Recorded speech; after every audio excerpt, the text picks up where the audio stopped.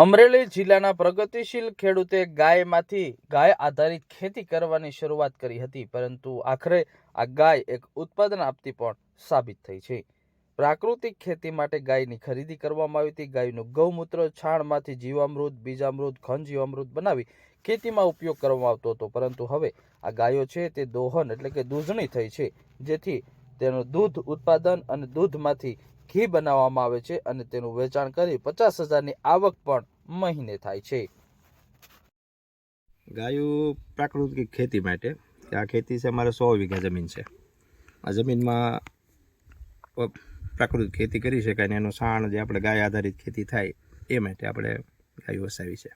તમારું નામ શું, ગામ કયું, કેટલી ગાયો છે? દૂધનું ગામ છે. મારું નામ છે રામભાઈ દાનાભાઈ ભરવાડ. કેટલી ગાયો છે? 50 ગાયો છે. ને દૂધનું કઈ રીતનું આખું કરો છો? દૂધ ઓર્ડર પ્રમાણે દૂધ, ઘીનો ઓર્ડર હોય તો ઘી, બાકી વધે તો દનિયા ભરી દઈએ છીએ અને ડેરીમાં આપી દઈએ. વધે તો કેવી આવક થાય? મહિને 50-60 હજાર રૂપિયાની આવક થાય. પ્રાકૃતિક ખેતી તરફ વળેલા ખેડૂત માટે ગાય આધારિત ખેતી આજે આવકનું મજબૂત સાધન બની ગયું છે. શરૂઆતમાં માત્ર ખેતીના હેતુથી ખરીદાયેલી ગાય આજે દૂધ ઉત્પાદન આપતી થઈ છે અને તેના પરથી બનતું ઘી તથા દૂધનું વેચાણ નિયમિત આવક સર્જી રહી છે. આ એક પ્રેરણાદાયી કહાની અમરેલી જિલ્લાના સાવરકુંડલાના રામભાઈ મકવાણાની છે, જેમણે ગાય આધારિત પ્રાકૃતિક ખેતી કરી આત્મનિર્ભર અને આવક મોડેલના રૂપાંતરમાં કરી બતાવ્યું છે.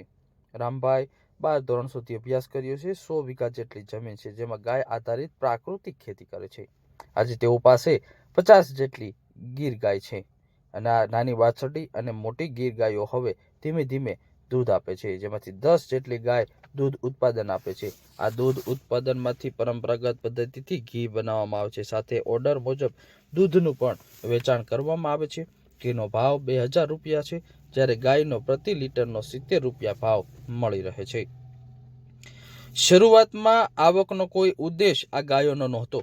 ફક્ત ને ફક્ત ગાય આધારિત પ્રાકૃતિક ખેતી કરવા માટે આ ગાયોની લેવામાં આવી હતી, પરંતુ ગાયોની યોગ્ય દેખભાળ, સ્વચ્છતા અને પોષણને કારણે દૂધ ઉત્પાદન ધીમે ધીમે વધતું ગયું છે. આજે દૂધ અને ઘીમાંથી આશરે મહિને 50,000 જેટલી આવક થઈ રહી છે. ગાય આધારિત પ્રાકૃતિક ખેતીનો સૌથી મોટો ફાયદો એ છે કે ખેતીમાં રાસાયણિક ખાતર અને ઝેરી દવાનો ઉપયોગ બંધ થયો છે. ગૌમૂત્ર છાણથી બનાવવામાં આવતી જીવામૃત, ઘન જીવામૃત અને અન્ય દેશી તૈયાર થતા અલગ અલગ આયામોનો ઉપયોગ કરી અને ગાય આધારિત ખેતી કરવામાં આવી રહી છે અને આજે આ ગાય એક આવકનો સ્ત્રોત પણ બની છે.